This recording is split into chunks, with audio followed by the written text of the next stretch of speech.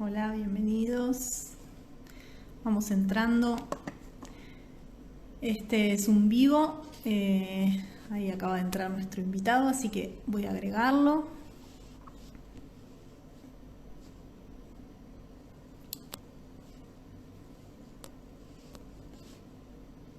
Bueno, bienvenidos a todos.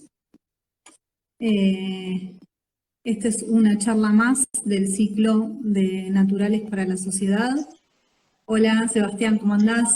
Oh, hola, ¿qué tal? ¿Cómo va? ¿Todo bien? Bienvenido. Bien, muy bien. Bueno, a medida que van entrando, entonces les cuento, esta es la segunda charla del ciclo que estamos organizando desde la agrupación Participación de la Facultad de Ciencias Naturales y Museo de la Universidad Nacional de La Plata. Digo todo el speech por si hay gente de afuera. Nuestra idea un poco es contar lo que hacen los graduados, sobre todo en temas que tienen que ver, que son de impacto para la sociedad. Y en esta oportunidad lo invitamos a Sebastián Peliza, que es el director del Instituto de Botánica de Spegazzini, Carlos Spegazzini, que es un instituto que depende de la Facultad de Ciencias Naturales de la universidad. Sebastián es egresado de nuestra facultad, es zoólogo, es doctor en Ciencias Naturales, también egresado de la universidad. Y hoy por hoy, bueno, además de ser el director del instituto, es docente en la cátedra de micología. Es investigador de CONICET, adjunto de CONICET, independiente de CONICET, y si bien se dedica a hongos entomopatógenos, hoy nos va a contar un poco las aplicaciones o los escalamientos tecnológicos que veremos también que son, que está llevando a cabo el instituto. Así que un poco la dinámica de la charla va a ser 20 minutos más o menos, entre 20 minutos y media hora de charla de Sebastián. A medida que vayamos charlando, ustedes pueden ir dejando sus preguntas en el chat y cuando termina de hablar Sebastián, leemos las preguntas y él contesta, nos saca las dudas. Así que bueno, sin más, Sebastián, adelante. Bueno, bueno, muchas gracias. Muchas gracias a vos, Agustina, bueno, por la invitación, por el contacto, a la gente de participación también, y bueno, y a todos los que nos están escuchando en este vivo de Instagram. Un saludo para todos. Sí, un poco el motivo de la charla es, más que nada, me comentaron para contar un poco los escalonamientos tecnológicos que llevamos a cabo en el instituto y también lo que se hizo con este purificador de aire, esterilizador de aire, por medio de la radiación UVC. Eh, Arranco un poco con el tema de esterilización del esterilizador de aire, que un poco quizás lo llama más un poco la atención. Después comentamos las cosas que hacemos en el instituto. Todo este tema surgió a raíz de los proyectos que lanzó la incubadora de IDEA Minerva de la Universidad Nacional de La Plata, en donde, por motivo de la pandemia que se estaba llevando a cabo por el coronavirus, lanzó bueno, estos proyectos, estas presentaciones, y el odontólogo Manuel Macías y el odontólogo César Luchetti, egresados bueno, de la Facultad de Odontología, obviamente, ellos tenían ya en sus laboratorios un artefacto que lo que hacía era esterilizar el aire. Más que nada lo utilizaban para esterilizar el aire de sus quirófanos, porque ellos trabajan con cirugía a cielo abierto, se llaman cuando tienen el hueso expuesto, con lo cual, bueno, necesitaban no solamente mantener esterilizado todo su material que van a utilizar en la cirugía, sino también el aire que circula para tratar de que no se contamine nada. Cuando vieron este proyecto, este lanzamiento que hizo Minerva, ellos presentaron el proyecto y fue seleccionado. Eh, Obviamente, bueno, ahí empezaron a trabajar en un proyecto un poco más ambicioso, en donde deberían, obviamente, no esterilizar el aire de una habitación pequeña, como puede llegar a ser un consultorio odontológico, sino ya una sala de terapia intensiva o los hospitales modulares que se están instalando en muchos, bueno, como se ha visto, clubes o, por ejemplo, Tecnópolis o la Ciudad de los Niños, bueno, donde la carga viral sea muy alta. Ellos presentaron ese proyecto, fue seleccionado, hicieron todas las pruebas pertinentes, pruebas para ver si el aparato funcionaba bien, y básicamente para que se entienda cómo es este aparato, imagínense como si fuera una especie de aspiradora, para ser bien sencillo, donde el aire lo toma por un sector del artefacto, lo envía hacia un gabinete, en el interior de ese gabinete hay unas lámparas de radiación UVC, que tienen acción germicida, matan todo tipo de microorganismos, virus, bacterias, hongos, lo que sea, y luego pasa ese aire puro por una serie de filtros, 3 filtros más precisamente, y el aire puro sale hacia la parte posterior del artefacto, pero ya libre de todo tipo de patógenos, libre de todo tipo de microorganismos. Eso para que se entienda básicamente cómo funciona. Entonces la idea es que capte el aire contaminado, lo pase a través del gabinete donde están las lámparas UV y lo saque puro por el otro extremo.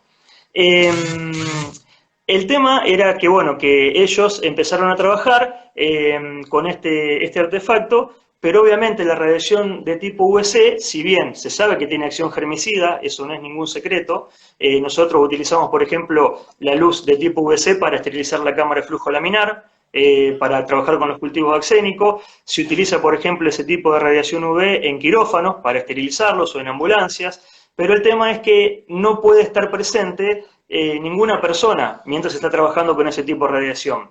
Este gabinete, lo novedoso que tiene es que justamente se desarrolló de tal manera para que las personas puedan estar presentes en el ambiente mientras el aparato está trabajando, porque la radiación UV no sale del interior de ese gabinete y no le causa ningún tipo de perjuicio a la salud de las personas. Entonces, bueno, ahí está lo novedoso y ahí está lo bueno del proyecto. El tema es que, bueno, que ellos desarrollaron este artefacto, se sumó al equipo de ellos dos la doctora en química, Valeria Bocio, de la Facultad de Ciencias Exactas, que hizo un poco de nexo entre las distintas unidades académicas que fueron trabajando en el desarrollo de este artefacto. Primeramente, lo que se hizo fue, ellos, bueno, veían que el artefacto funcionaba, que no emitía radiación UV hacia el exterior y que cumplía con los requerimientos básicos que se necesita para llevar adelante el proyecto. El tema era que no tenían con qué probarlo para ver si realmente mataba o no a los microorganismos, porque el primer tema o inconveniente con el que se encontraron es que no hay en Argentina un laboratorio con la complejidad necesaria y la seguridad necesaria como para poder trabajar con coronavirus vivos, partículas virales vivas, porque se necesita un laboratorio de seguridad grado 1 que ni siquiera en el Malbrán cuentan con ese tipo de aparato. O sea, no, una cosa es trabajar con el virus muerto o hacer un hisopado y ver si está presente en el virus, y otra cosa es liberar virus dentro de un ambiente para poder ver si este aparato lo eliminaba o no. Entonces, como no hay en Argentina ese tipo de laboratorios, se decidió, por lo que ellos fueron leyendo y estudiando, que se dieron cuenta que las esporas fúngicas son un tipo de unidad infectiva, si se quiere, que se puede dispersar muy fácilmente a través del aire y que incluso son más resistentes que las partículas virales, que el coronavirus. Entonces ahí que entra el Instituto Spegazzini y la Facultad de Ciencias Naturales dentro del proyecto del prototipo de Bellerofonte. Bueno, primeramente se comunican con el instituto, nos cuentan un poco cómo es el proyecto, las inquietudes que tenían, qué querían probar, y bueno, luego de una serie de reuniones desarrollamos una serie de ensayos de laboratorio como para poder medir la eficacia del aparato. Acá tengo que hacer un punto y aparte, digamos, porque realmente esto es de resaltar lo rápido. Ustedes imagínense que esto fue hace un tiempo atrás, aproximadamente un mes, donde la cuarentena todavía estaba más estricta de lo que está ahora y la facultad sigue cerrada, pero todavía era más el hermetismo que había. No estaba abierta la facultad, no estaba abierto obviamente el instituto, no teníamos permisos para circular ni desplazarnos, así que, bueno, quiero agradecer fundamentalmente la buena predisposición y la ayuda que nos brindaron el decano de la Facultad de Ciencias Naturales, el doctor Ricardo Echeverri, la doctora Analia Lanteri, la directora del museo, y Luis Genchi, que se prestó para ir a abrirnos la facultad y el laboratorio todas las veces que lo necesitamos. Así que bueno, un especial agradecimiento para todos ellos. Y nunca nos pusieron ni mala cara, ni nos dijeron no, bueno, así que muy agradecidos. Bueno, vamos a la facultad, nos ponemos de acuerdo, empezamos a hacer los ensayos y lo que teníamos que medir era básicamente primero si las esporas que ingresaban en el artefacto eran liquidadas por el aparato o no, si las mataba o no. Para eso lo que se hizo fue simular una tos o una especie de estornudo por medio de un spray, de una acción de spray. Se hizo una suspensión fúngica, una suspensión de esporas fúngicas muy alta, con una alta concentración, y se lo aspersó, se encendió el aparato y se lo aspersó cerca, en la cercanía del aparato. Este spray fue introducido, por acción de los ventiladores, fue introducido al aparato, al gabinete, y nosotros lo que trabajamos después fue con los filtros del aparato que se encontraban en estrecho contacto con las esporas. Básicamente no vale la pena quizás describir la parte técnica de los ensayos porque por ahí no se entiende, o si no están dentro de lo que es la micología o de este tipo de técnica no se va a entender, pero básicamente lo que se quiso hacer, lo que se hizo fue medir la viabilidad de las esporas, es decir, aquellas esporas que ingresaron al aparato, si el aparato habría logrado eliminarlas o no. Se hicieron 2 pruebas de laboratorio y en las 2 pruebas los resultados fueron muy buenos, muy buenos. Entonces, bueno, ese fue un primer paso que nos dio el indicio de que el aparato estaba funcionando bien. Seguimos en charlas, en comunicaciones, y lo que quisimos hacer fue un segundo paso en el cual era ya ver cómo funcionaba el aparato, pero esterilizando una gran superficie de aire. Y para eso lo que hicimos fue, en el laboratorio Spegazzini, llevamos el aparato, inoculamos esporas fúngicas en gran cantidad dentro del aparato por medio de aspersión, como les contaba anteriormente, simulando como si fueran toses o estornudos de personas que están infectadas. Se encendió el aparato, primero se tomó muestras de aire previamente al encendido del aparato para ver cuál era la carga de esporas que había en el ambiente. Luego se encendió el aparato y se empezaron a hacer pruebas en distinto tiempo. Las primeras pruebas se hicieron a 1 hora después de que el aparato fue encendido. Se medía a 1 metro de distancia el aparato, a 2 metros, a 3 metros y a 5 metros. Y por último, también lo que se hacía era tomar muestras de aire de la parte posterior del filtro, es decir, del aire que salía del aparato, para ver si ese aire que salía era puro o estaba contaminado con algún tipo de microorganismos. Bueno, este procedimiento se llevó a cabo, como les comentaba, previo al encendido del aparato, luego de que el aparato funcionó 1 hora, a las 2 horas de funcionamiento, y se lo dejó encendido durante 24 horas para ver si realmente la desinfección que hacía del aire era buena o no. Y aparte también para exigirlo al aparato, para ver si después cuando tuviera que trabajar verdaderamente en una terapia intensiva, podría funcionar 24 horas sin parar. Bueno, realmente esos resultados fueron muy buenos porque esto obviamente se hicieron informes que se elevaron a las autoridades y bueno, y ellos están a disposición. Los informes, cuando hicimos los ensayos previos antes de poner el aparato en funcionamiento, realmente la cantidad de esporas fúngicas y de bacterias que había en el ambiente era muy alto, muy alto. Luego, gradualmente a la hora y a las 2 horas de funcionamiento del aparato vimos una reducción bastante importante en la cantidad de carga de esporas, tanto bacterianas como de tipo fúngicas, y a las 24 horas cuando vimos las muestras de aire de 24 horas, no había contaminación. Con lo cual, evidentemente, el aparato funcionó y logró desinfectar el instituto en su totalidad. Hay que aclarar que, obviamente, cuando hicimos el ensayo, sellamos todas las puertas, las ventanas, todos los ductos de ventilación que podía haber dentro del instituto para evitar una contaminación externa y asegurarnos de que lo que filtrara, el aire que filtrara del instituto, lo pudiera purificar o no. Todas estas cápsulas de Petri, previo a ver si estaban contaminadas o no, se colocaron en incubación a 26 grados centígrados durante 1 semana en oscuridad para favorecer la emergencia o germinación de cualquier espora fúngica que pudiera estar presente en la cápsula de Petri. Así que bueno, la verdad que estamos muy contentos tanto ellos como nosotros por lo que se vio, pero faltaba una parte más que era trabajar sobre virus, porque si bien habíamos trabajado sobre espora fúngica, faltaba hacer algo con virus para estar más seguro. Y bueno, desde ahí que se contactaron, la doctora Bocio se contactó con la Facultad de Veterinaria, con la Cátedra de Virología, y ellos tienen vivos partículas virales de parvovirus de ratas. Este parvovirus es una partícula viral muy similar al coronavirus en cuanto a la estructura, al tamaño y al tipo de acción que tiene, pero obviamente no es patógeno para los seres humanos.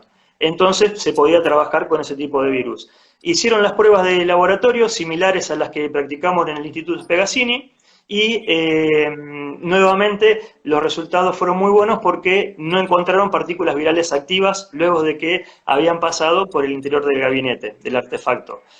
Con lo cual, bueno, ya lo que es prueba de laboratorio fueron culminadas, faltan seguramente hacer otro tipo de ensayos, no de ensayos, pero sí toda la parte burocrática que viene, que tiene que ver con permisos, con el ANMAT, lo tiene que aprobar, y bueno, creo que ya se contactó la universidad con una empresa para que pueda fabricarlo a gran escala, y bueno, la verdad que estamos muy contentos, básicamente porque esto es lo que hablamos tanto con Manuel como con César, que son los que tuvieron la idea de este artefacto, se trabajó muy bien a nivel interdisciplinario, porque ustedes tengan en cuenta que este artefacto salió de la Facultad de Odontología, se coordinó con la Facultad de Ciencias Naturales, se hicieron un montón de pruebas que verificaron la eficacia, y también se coordinó y se trabajó de manera conjunta porque nos reunimos todos, y trabajamos en este proyecto para idear los ensayos con la Facultad de Veterinaria, y bueno, y realmente es un ejemplo de cómo distintas facultades pueden trabajar de manera mancomunada y de manera interdisciplinaria correctamente y tratando de hacer un aporte para el bien común. Así que bueno, estamos por mi parte orgullosos del Instituto Spegazzini y de la Facultad de Ciencias Naturales por haber puesto nuestro granito de arena en el desarrollo de este prototipo. Lo que tiene de bueno también es que no solo, o sea, en una primera instancia se lo pensó para terapias intensivas donde las cargas virales son muy altas y, como les comentaba, los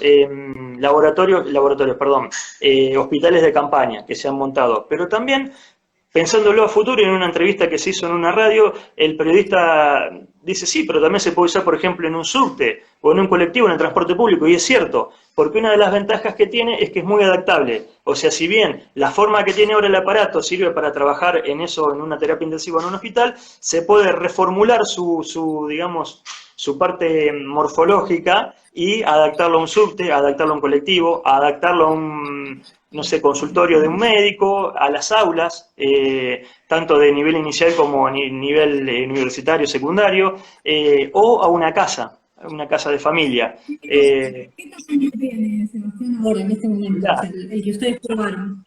El que nosotros probamos tiene que estar pensado para desinfectar en 24 horas una terapia intensiva, tiene un tamaño como si fuera un CPU de computadora, pero un poquito más grande. Tiene 70 centímetros de ancho por un 70 de alto por 50 centímetros de ancho, digamos, y 70 de profundidad. Es como una CPU un poquito más grande, así que puede ir en cualquier lugar. Y bueno, yo me he hecho algunas preguntas antes de que empieces a hablar del otro tema, porque es súper interesante. ¿Cómo sigue ahora, digamos, ahora el próximo paso? ¿Cuál es? Porque ya lo probaron.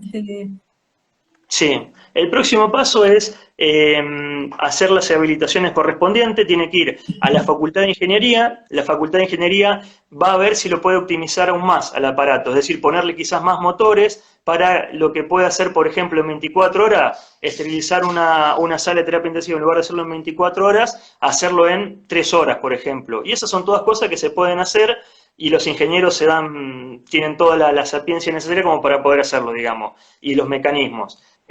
Pasa por la Facultad de Ingeniería, donde se le harán algunas mejoras, y posteriormente tiene que ir al ANMAT, donde, bueno, ustedes vieron que, por ejemplo, los reactivos estos que se hicieron nuevos para el coronavirus en Argentina, también van al ANMAT y tienen que certificarlos para después empezar a distribuirlos. Pero ya hay hasta hospitales interesados en la ciudad de La Plata en empezar con las pruebas en sus lugares, digamos, sus terapias intensivas, para ver si realmente pueden reducir la carga viral, aunque sea en un porcentaje mediano o grande. Así que lo que queda es burocrático. Yo realmente no sé los tiempos que lleva, pero me imagino que con la desesperación por ahí que hay en tratar de que estas cosas salgan rápido, seguramente se van a acelerar los pasos, seguramente. Claro, y la idea es producirlo a gran escala, digamos, empezar por lo menos por los hospitales. Exacto. ¿Tenés idea del costo? Porque ahí estoy viendo que algunos preguntan sobre el costo. Sí, el costo yo exactamente no lo sé, pero por lo que he hablado con César y con Manuel, que son los que tuvieron la idea, ellos lo hicieron de su propio bolsillo, digamos, desarrollaron el aparato, así que el costo es mínimo. Imagínate que cuando esto pase a una escala industrial, los costos se reducen aún más. Así que seguramente que el costo... Esto va a ser de distribución gratuita para todo lo que es hospitales públicos y privados de Argentina y todo lo que son entidades públicas. Después, realmente no sé cómo se va a manejar con el tema de si una persona la quiere comprar para su consultorio o para una casa, por ejemplo. Pero para lo que es público, digamos, hospital y zonas de emergencia va a ser todo gratuito. Y los costos son bajos. No te sé decir el precio exacto porque en esa parte también interviene ingeniería, en sacar más los costos y ver a una escala mayor cuáles serán verdaderamente los costos de producción. Pero bueno, yo sé que es barato, que no son altos los costos. Claro. Sí, imagino aparte que después de pasada esta problemática sanitaria que estamos teniendo, inclusive se puede aplicar en otras zonas. Alguien preguntaba por ahí respecto a, por ejemplo, las colecciones del museo, donde hay, por ejemplo, esporas de hongos dando vueltas que afectan el material, entonces también podría ser una aplicación, una posible aplicación. Sí, seguramente, seguramente. Esto imagínate que mata todo, la radiación, la lámpara de tipo de tipo UVC, perdón, tiene actividad germicida. No solamente matan al coronavirus, sino mata a todo tipo de microorganismos. Así que tranquilamente se puede utilizar contra los hongos que están en el aire en una sala del museo, por ejemplo. Así que sí, totalmente. ¿Y tenés idea si existe algo similar en alguna otra parte del mundo o el diseño se basó en otros equipamientos o es...? No. El diseño está registrado como propiedad industrial ya está registrado. La universidad no sé si está atrás de la patente de todo esto. No hay muchos equipos que trabajan con este tipo de radiación UV, pero para esterilizar, como te decía, objetos. Por ejemplo, en laboratorio se usa mucho nosotros lo usamos en la cámara de flujo laminar.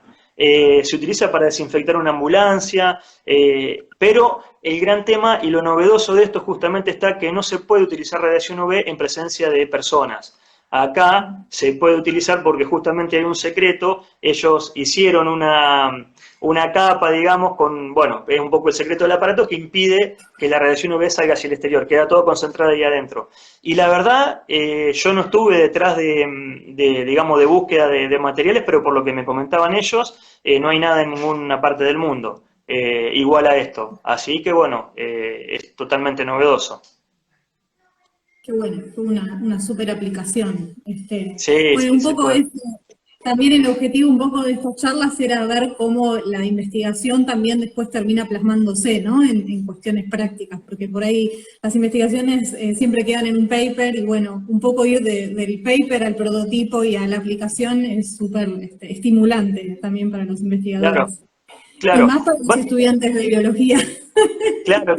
Acá fue un poco al revés, digamos, porque ya arrancaron con el prototipo para aplicar a campo, digamos, para ir a salir a luchar. Lo que nosotros hacemos es más meticuloso por ahí en nuestra actividad diaria, que es investigar, tratar de sacar un paper y después ir tratando de escalarlo a mayor, digamos, escala, a escalas industriales. Eso es lo que hacemos nosotros como investigadores, pero en este caso, debido a la urgencia de la pandemia y como se vive actualmente, es como que aceleró todos los pasos, digamos. Y bueno, por un lado, también nos enseña a trabajar de otra manera, yo creo.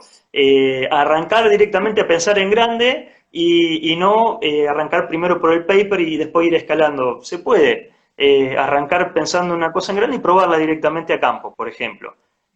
Así que está muy bueno. Bueno, ¿querés contarnos los demás proyectos del instituto, ya que te di el pie? Dale. No, bueno, primero un saludo grande a todos los integrantes del Instituto Spegazzini, que seguro están ahí escuchando.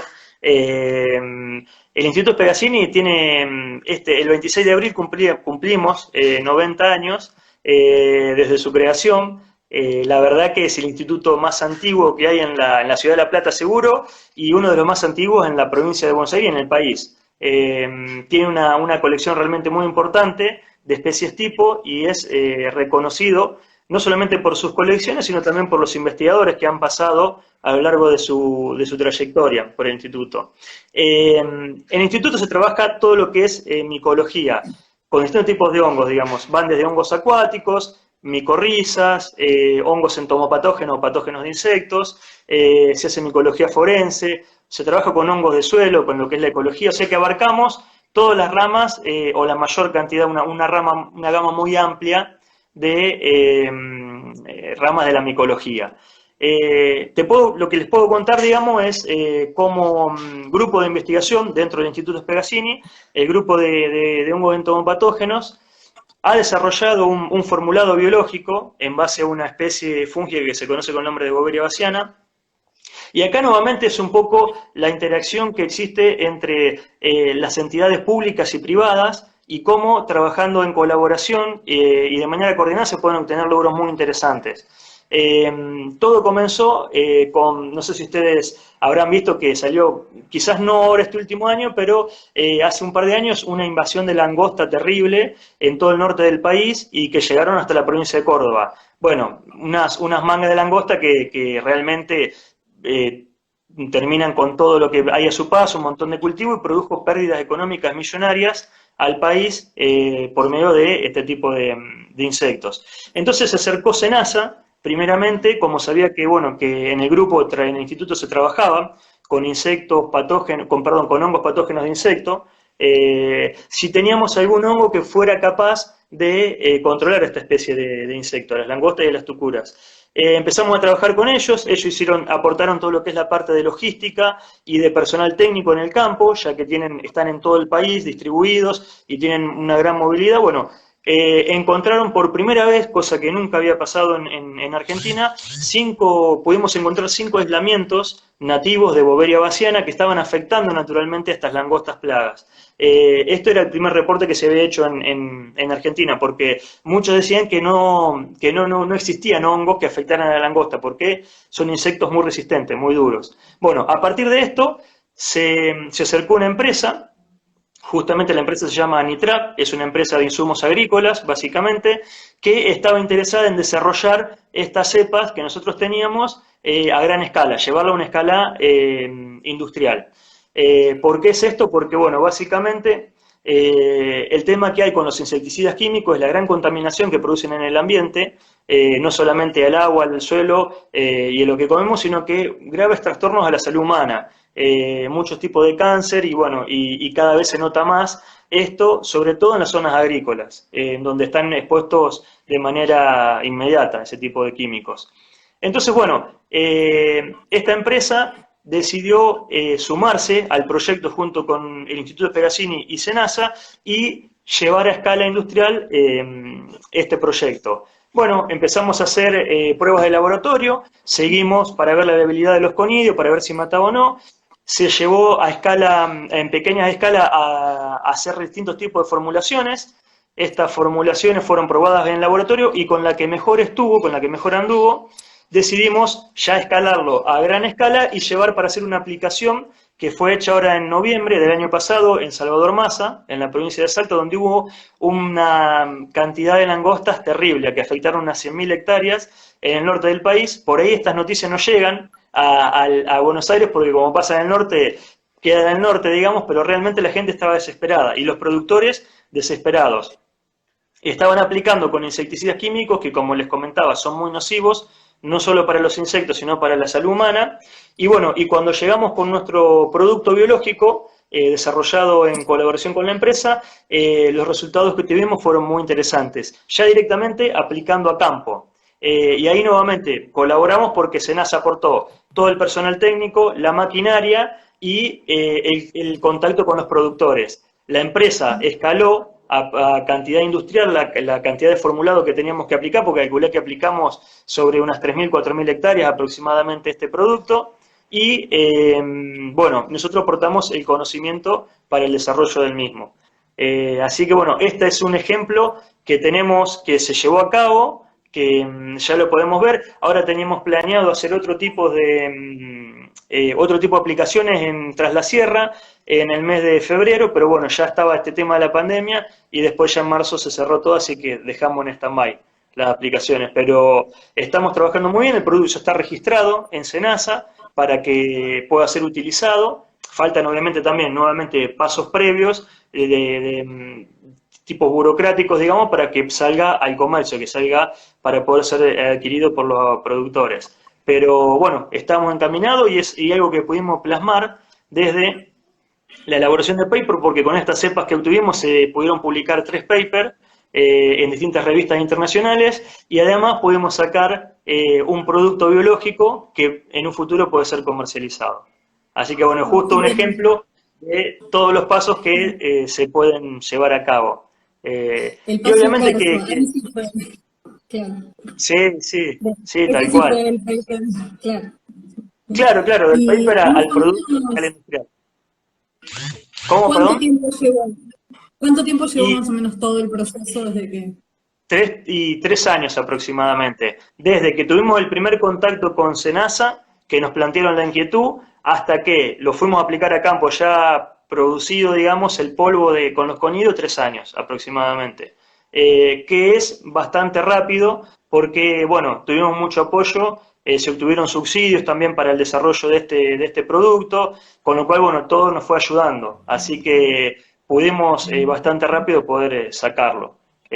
Y tenemos convenios, los distintos grupos del instituto tienen convenios, realizan servicios a terceras empresas, tienen convenios con otros tipos de empresas para poder desarrollar formulaciones, ya sea para que, por ejemplo, en el caso de las micorrizas, bioformulados también para aumentar la producción de ciertos cultivos, bueno, tenemos trabajos con tricoderma también, que son hongos que pueden ser utilizados también para fomentar el desarrollo de las plantas. Y bueno, y la parte de entomopatógeno estamos trabajando con 2 empresas, una con Nitrap y otra que se llama Indrasa, que también es de insumos agrícolas y bueno, está interesado más que nada en controlar plagas que vienen asociadas al maíz. Así que estamos trabajando de manera tanto en el paper como... Claro. El camino en general es, ¿la empresa se contacta con ustedes o ustedes investigan sobre un determinado tema y después lo ofrecen? No, ¿Cómo es lo más no, no, no. Por lo común? general nosotros investigamos, hacemos nuestro trabajo, publicamos y las empresas se acercan. Cuando hay yo no sé muy bien de dónde sacan la información, pero bueno, cuando uno está trabajando sobre un determinado tema que a ellos les interesa, se acercan primero para preguntarte qué estás haciendo, digamos, para ver cómo trabajás, obviamente. No son personas muy fáciles de convencer, digamos, más cuando hay plata en el medio. No, Pero bueno, cuando ven totalmente. cómo trabajás, claro, cuando ven cómo trabajás y bueno, y si lo que vos estás haciendo a ellos les interesa, realmente te aportan, no es una mala palabra, digamos, la palabra empresa, porque uno quizás se formó en un momento donde pensaba que uno tenía que investigar nada más, publicar y se tenía que quedar en eso. Y lo que nosotros teníamos era muchísimo conocimiento, pero no lo podíamos trasladar a la sociedad. No podíamos llegar a la sociedad a solucionar el problema a la sociedad, porque no tenemos no tenemos los mecanismos, no tenemos los fermentadores industriales, no tenemos la plata para poder invertir en un proyecto tan ambicioso. Entonces, todo quedaba entre 4 paredes, donde nuestros papers lee gente que trabaja en nuestro mismo tema, te dice que bueno, te felicita, pero después queda todo ahí. Entonces, el hecho de que las empresas se hayan acercado al instituto y a los investigadores es realmente muy interesante porque nos permite cumplir con esa otra etapa del proceso que para mí es lo que tiene que llevar a cabo un investigador, que es trasladar sus conocimientos y sus trabajos a la sociedad para mejorarlo, aunque sea medianamente, la calidad de vida de las personas. Y bueno, y si nosotros, en este caso, sacando un producto biológico que va a afectar nada más que a la plaga, y no va a afectar a los seres humanos, no va a afectar a los otros vertebrados y a la fauna benéfica, digamos, que no es la fauna blanco, yo creo que estamos haciendo un beneficio muy importante para nosotros y para las generaciones futuras, porque realmente la cantidad de insecticidas que hay en el ambiente es muy alta, es muy grande y bueno, tienen un poder residual muy alto y quedan por millones de años presentes en la naturaleza y bueno, y nos Sí, afecta la calidad de vida. la idea futuro es poder empezar a reemplazar estos insecticidas agrotóxicos Sí, por control biológico. exacto. Sí, Reemplazarlos o asociarlos quizás, no necesariamente reemplazarlos, porque una característica que tienen estos productos biológicos es que se pueden aplicar de manera asociada con un insecticida químico. pero vos qué haces, reducís la cantidad del insecticida químico que aplicás a campo. Por ejemplo, nosotros hemos hecho trabajos que han sido publicados en donde reduciendo a la mitad la dosis del insecticida químico que el fabricante te dice que debes aplicar a campo, reduciéndola a la mitad, aplicándola conjuntamente con un producto biológico, obtuvimos el mismo resultado, el mismo control. Y estás tirando la mitad de insecticida químico que tirabas anteriormente. Entonces ya es un avance también eso. ¿El hongo no se ve afectado por el insecticida? ¿Hicieron pruebas? No se ve afectado. En algunos, o sea, todo depende de qué especie de fúngico estamos hablando y de qué tipo de insecticida. En los que probamos nosotros, que eran insecticidas de amplio espectro, que se utilizan comúnmente en los cultivos de soja y maíz, que son los que más se utilizan, bueno, no se vio afectado. Los conillos del hongo no se vieron afectados. Y nosotros logramos reducir a la mitad la cantidad de insecticida aplicado a campo para obtener el mismo control. Y esto, bueno, fue realmente algo que también le interesó mucho a las empresas como para poder tenerlo como bandera, digamos, para vender los productos biológicos. Porque hay una cosa que, claro, hay una cosa que también hay que trabajar sobre el productor, que no es sencillo, porque vos cuando aplicás un producto químico, los productos químicos tienen una alta capacidad de volteo, se llaman. Es decir, vos aplicás sobre la plaga se da vuelta, queda dada vuelta y parece que está muerta. Si vos la mirás, la plaga sigue estando viva, el insecto sigue estando vivo, lo que se dio vuelta, digamos, la capacidad de volteo. Entonces el productor lo mira y dice, está muerto, listo, bárbaro. Cuando vos aplicás un producto biológico, el hongo tarda más tiempo en hacer efecto, en matarlo al insecto. Pero el insecto también deja de alimentarse. Lo que no deja de hacer es caminar. Entonces, como el productor ve que se mueve, que está vivo, esto no sirve.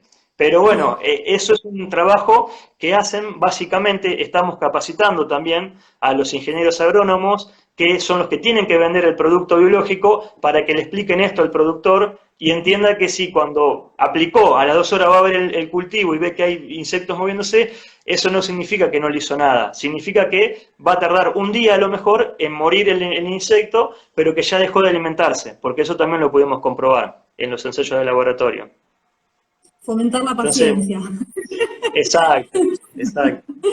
Pero acá bueno, tengo una pregunta muy interesante, que es ¿cuántos problemas tienen con la tramitación de la propiedad intelectual y el posterior licenciamiento?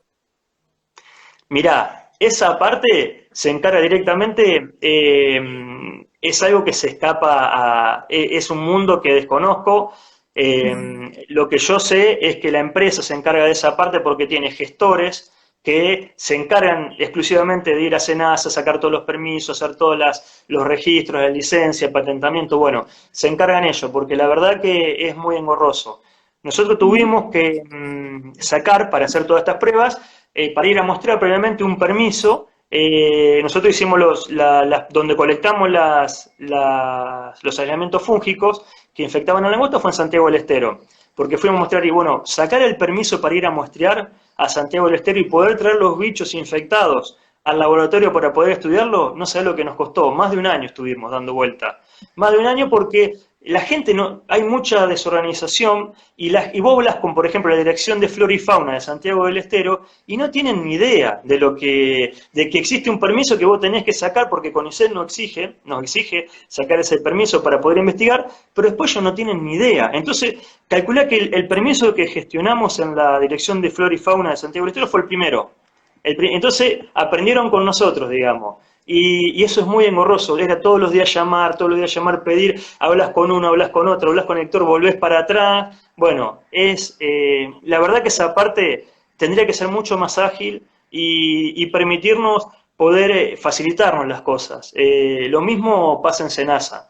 En SENASA esto se activó, digamos, este producto biológico en particular está muy adelantado porque lo hicimos directamente con ellos las pruebas. Fue el director del control de acridios a nivel nacional, que es el ingeniero agrónomo Héctor Medina, trabaja con nosotros y fue a hacer todas las pruebas, entonces él directamente SENASA mueve, digamos, las carpetas de un escritorio a otro para que tenga mayor agilidad. Y aparte porque lo necesitan sacar con rapidez también, porque es una plaga que todos los años está trayendo muchos problemas. Pero realmente es muy engorroso. Todo el tramiterío es engorroso. Y aparte tenés que tener una paciencia zen, más o menos una paciencia china, para todos los días ir, preguntar y bueno. Y aparte uno tiene que seguir haciendo sus tareas de laboratorio normales. No es un gestor. Claro, vos Claro, no tenés te becario, vos pagan para tenés... investigar. Claro, Claro, claro, eso es lo que, es como que se le carga con muchas tareas administrativas al investigador y vos tenés que seguir haciendo tu trabajo, que es formación de becarios, de tesistas, tus papers, tus ensayos, pero aparte le tenés que sumar toda la parte administrativa y es realmente muy engorroso, muy claro. engorroso. Y relacionado con esto, no sé si también estarás, sí, supongo que sí, preguntan, ampliando la pregunta anterior, si qué regalías hay para estas comercializaciones, principalmente qué porcentaje se queda la UNLP o si se queda con algún Sí, porcentaje. sí, sí, obvio que hay. Esto se hace todo a través de un convenio que se Ujú, firman entre el abogado de la empresa y el abogado de CONICET o de la universidad. Se ujú. pueden hacer por los dos mecanismos, digamos. Tanto CONICET como la UNLP reciban partes por cada producto que se venda, por cada tarro que se venda, un porcentaje recibe la UNLP y CONICET, porque nosotros somos investigadores de CONICET, pero trabajamos para la UNLP. Entonces las dos partes se ven beneficiadas. El porcentaje de regalía que se llama, ahí hay que hacer un convenio de licencias, se llama, donde se tienen que poner de acuerdo entre las partes, digamos. Y ahí es una pelea que es entre abogados, abogados de la empresa y abogados de las instituciones.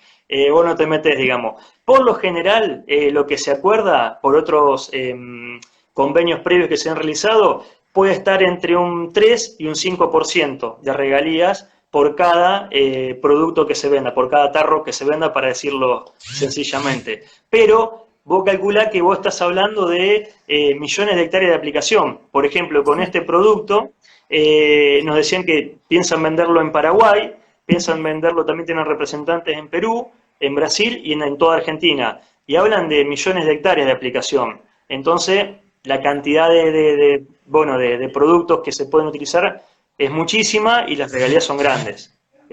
claro, Así que sí, eso está todo firmado y es todo por convenio, digamos. claro. A ver, hay otra pregunta más biológica. Si las lluvias interfieren o disminuyen el efecto de mortalidad en las tucitas, Sí, como en los... sí, sí, sí. Esto obviamente depende, como cualquier insecticida químico, si vos aplicás un insecticida químico a la mañana y te llueve a la tarde y tenés que volver a aplicar porque te lavó, como le dicen en el campo, te lavó el insecticida, no va a tener efecto. Y con lo biológico pasa exactamente lo mismo, se aplica de la misma manera que un insecticida químico, se puede aplicar con avión o se puede aplicar con mosquitos, como se llaman, que son como unos tractores que van por encima del surco y van dispersando el inóculo.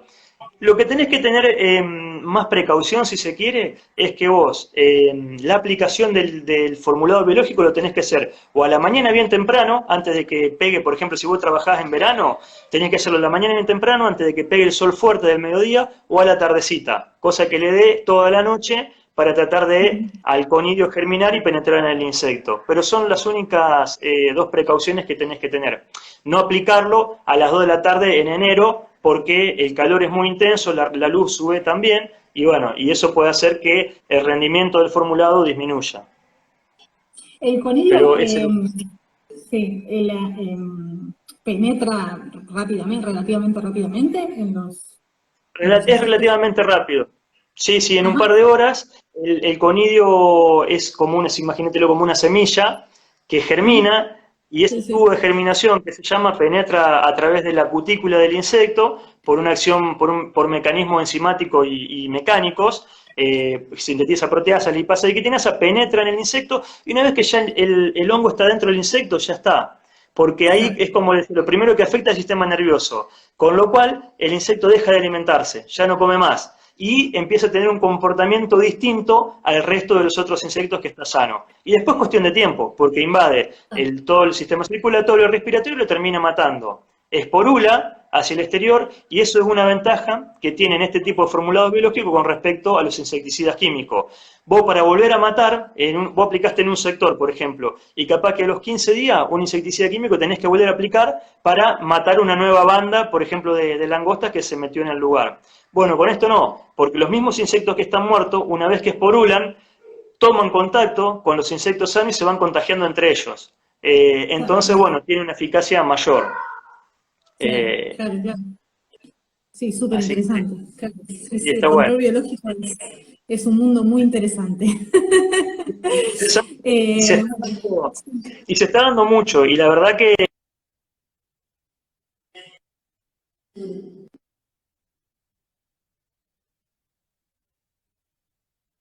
a ver, se cortó. Ahí está. ahí volví. Sí, sí.